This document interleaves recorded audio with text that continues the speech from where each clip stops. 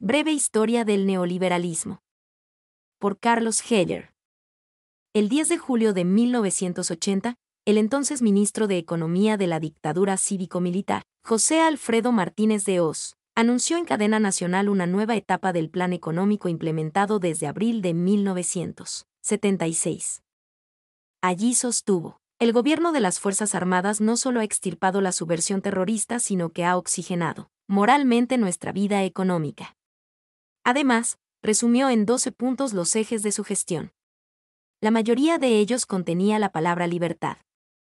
La libertad de precios, la eliminación de los controles de precios. La libertad de las transacciones cambiarias con la eliminación de los controles de cambio. La libertad del comercio exterior con la eliminación de los monopolios a la exportación, por ejemplo, de granos y de carne.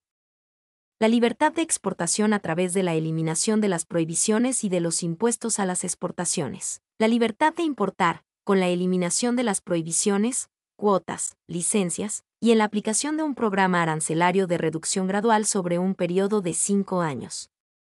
La libertad de las tasas de interés y la aplicación de la reforma financiera que abre el sector a la competencia, interna y externa, y seguía.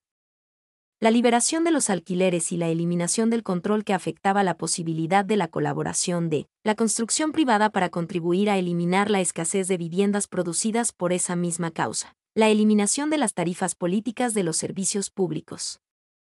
La eliminación de los subsidios y las protecciones excesivas para ciertos sectores privilegiados de la economía, que distorsionaban la misma. La libertad de contratación de los salarios, sobre las bases de los salarios establecidos como mínimos por el Estado. La libertad para las inversiones extranjeras bajo reglas justas y sanas.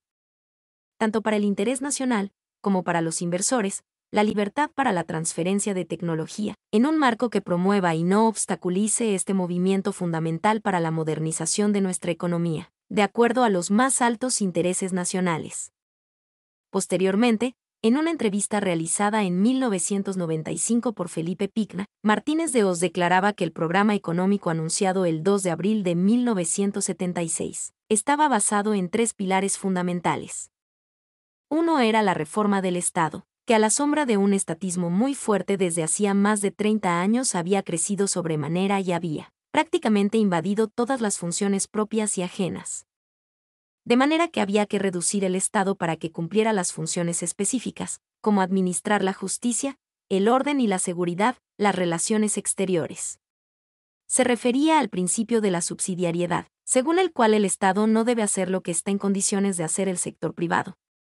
El funcionario agregaba que el segundo pilar del programa, la liberalización, modernización, apertura de la economía cerrada, se basaba en el principio de la autarquía. Planteaba que no podíamos creernos que conseguiríamos desarrollarnos con independencia del resto del mundo y con las actividades económicas, sobre todo las industriales, con un sobreproteccionismo, un exceso de subsidios y una falta de libre competencia, que ahogaba la iniciativa privada. El tercer principio era el de un programa de estabilidad. O sea, terminar con la inflación o conseguir reducirla lo más posible en el tiempo disponible, precisaba Martínez de Hoz. Con respecto a los salarios, decía, debe, pues, suspenderse toda actividad de negociación salarial entre los sindicatos y los empresarios, así como todo proceso de reajuste automático de salarios de acuerdo con índices preestablecidos.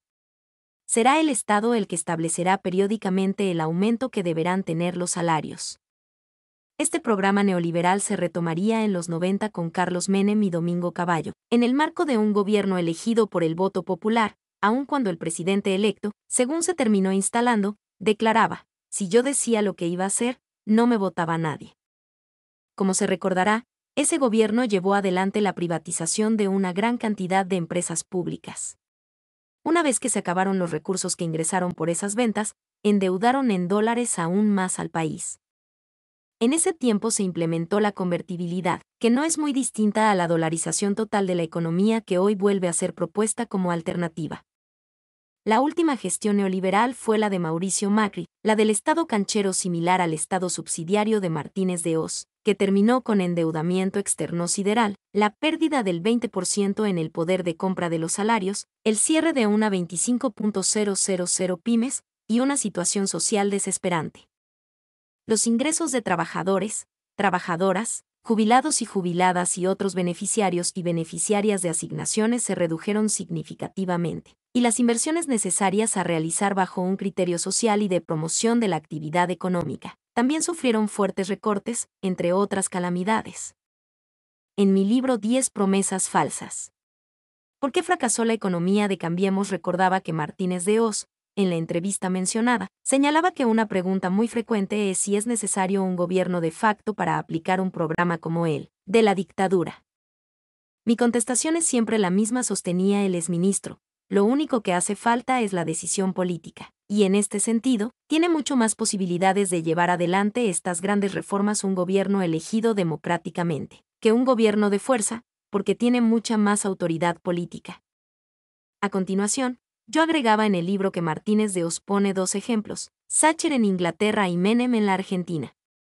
El paralelismo entre las visiones que guiaron las políticas de Martínez de Oz y Menem con las de Macri es realmente escalofriante, si tenemos en cuenta el brutal fracaso que protagonizaron cuando fueron aplicadas, sobre todo para las aspiraciones de construir un país desarrollado, independiente y socialmente viable.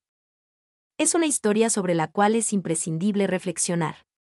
Los 40 años ininterrumpidos de democracia se iniciaron tras dejar atrás la más cruenta dictadura cívico-militar y su proyecto neoliberal.